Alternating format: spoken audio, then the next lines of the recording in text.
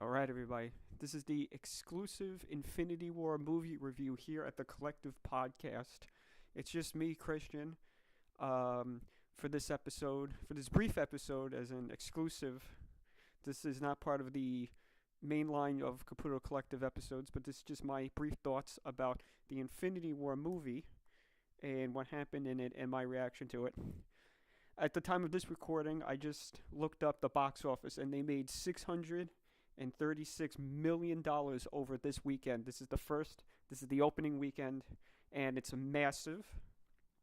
It beat The Force Awakens as the biggest box office opening weekend, which is great because this is 10 years of build-up, finally culminating in massive storytelling. There's threads that have been started way back in 2008's Iron Man, all the way now to Infinity War, which is part one of a two-part epic, which concludes next year in 2019 with the second or the fourth Avengers movie, but the second in this two-part epic.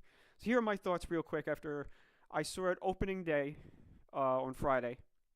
And I have to tell you, it took me 2 days to gather my thoughts because I was emotionally exhausted after I saw this movie. I'm still trying to gather the thoughts, as you can hear in my voice, and I have to say I'm going to do a little bit of spoilers. So if you haven't seen it yet, stop the video, and if you have seen it and you want to listen to my thoughts, you can continue listening. So the opening was really set the tone for the movie. The first 5 minutes, right before the name of the movie popped up. And it really hit home as to how much you really love these characters, because you really felt a sense of dread in the opening, especially for Thor, as everybody thought that he was going to be the first to go, which it wasn't. It was Loki.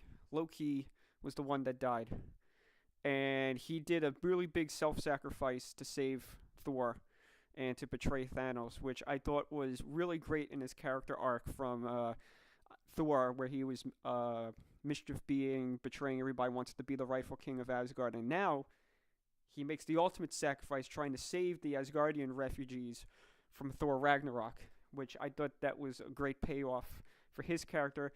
As much as I hated the fact that they killed him, because he's one of my favorite villains, I feel like he was a necessary death to portray the stakes that are going to happen in this movie.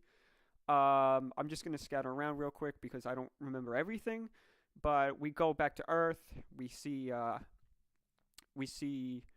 Hulk crash through the Doctor Strange's sanctum, and they just talk briefly about the Infinity Stones. They meet up with Iron Man, who's having an argument with Pepper Potts. They go back to the sanctum, and they realize how big the stakes are. And at this point, I thought that he was going to call up Captain America, which he didn't, but because they got interrupted by the Black Order, they came to Earth, and there was a big battle ensues. SpiderMan pops up. Big battle. They go up into space, Iron Man and SpiderMan, to save Doctor Strange because he has the Time Stone.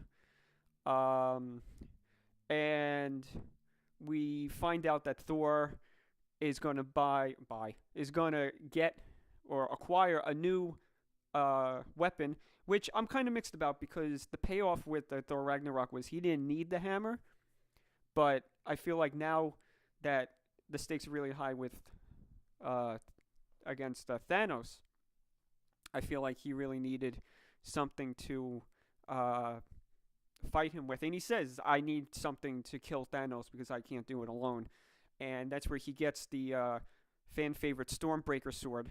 And Peter Dinklage pops up as a giant dwarf, which that's a oxymoron, but it's funny because I recognized him right away, and I was trying to figure out like who he was going to play. And when they casted him a couple years ago, or they claimed that they casted him, we didn't hear anything about him.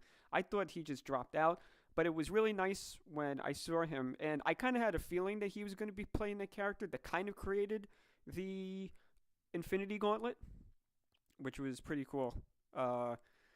And Thanos really just wrecks shit up in this movie. He winds up killing the Collector to get the Reality Stone. He gets the Power Stone in between, I want to say, Avengers, Age of Ultron, and this movie. He just destroys Xandar. One of the biggest surprises of the movie that I think that really everyone wasn't expecting was Red Skull pops up on planet Vormir, something like that. And he pops up, and he's the stone bearer, or the person that guides people to get the Soul Stone.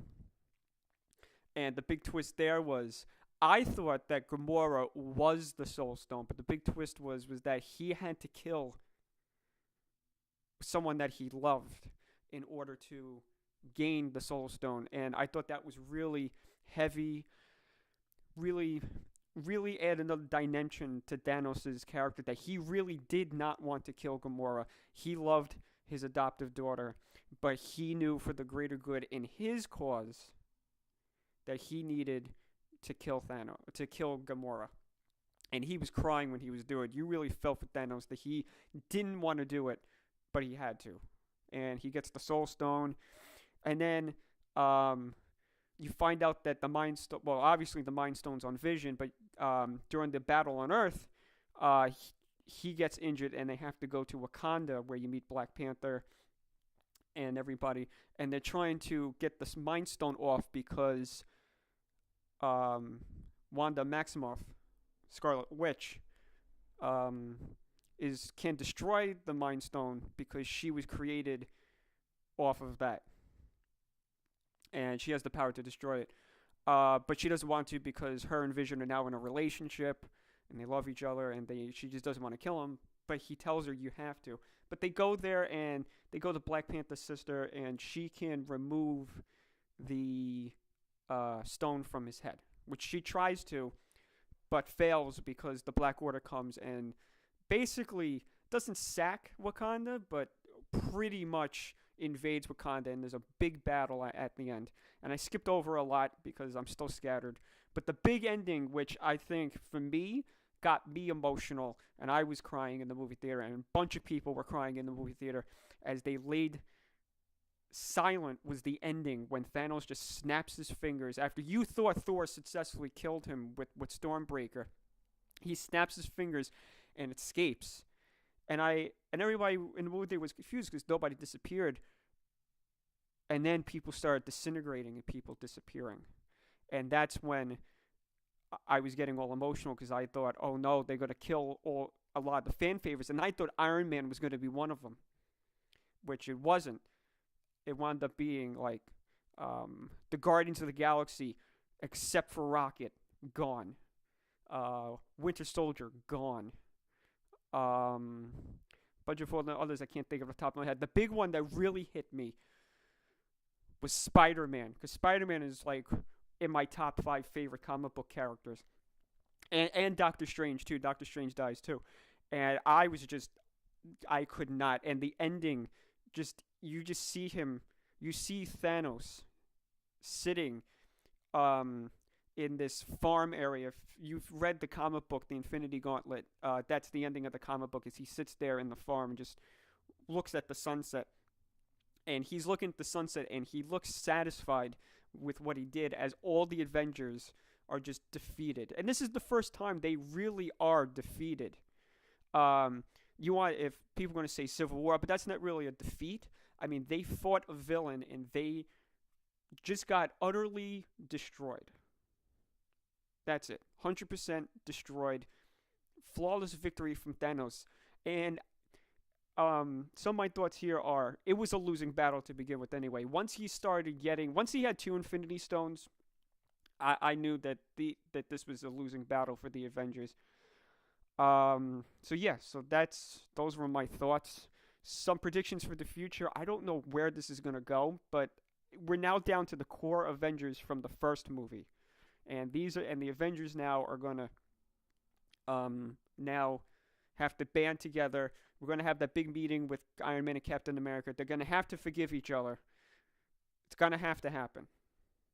And I think this is how Hawkeye and Ant-Man are going to come back into the fold, because I bet you something's going to happen where their family members or their kids, someone is going to be part of casualty of that big universal destruction where of half the universe. So yeah, so I give it I want to say an 8.59 out of 10. It wasn't a perfect movie. I think it had some pacing issues and it was really jumping around. And I feel like that certain characters weren't given enough time. Like, I really would have loved to get into the mind of Captain America and see where he was in between the years between Civil War and here. But I think we're going to get into that in the next one. I think this one was, I don't want to say setup, but this one was, they really had to start rolling with all of the deaths and stuff. And they really were, I feel like they were counting on everybody going to this movie, have seen all 18 other ones, or at least have a working knowledge of what's going on. And I think that they really did a good job, and I commend them all for doing a wonderful job of 10 years of storytelling and building. What's going to come after the next Avengers, I don't know. But it's looking bright for Marvel. They're not slowing down. And yeah, so that's my review. Thank you for listening. Sorry for the spoilers if you didn't see it yet. I did say spoiler review before. You can find us here at YouTube on Caputo Productions, Caputo Collective. Like us on Facebook on Collective Podcast, Caputo Collective. We have a Patreon, Caputo Collective, all that great stuff. And thank you for listening. We're going to be launching a website soon. And check it out. And thanks for listening.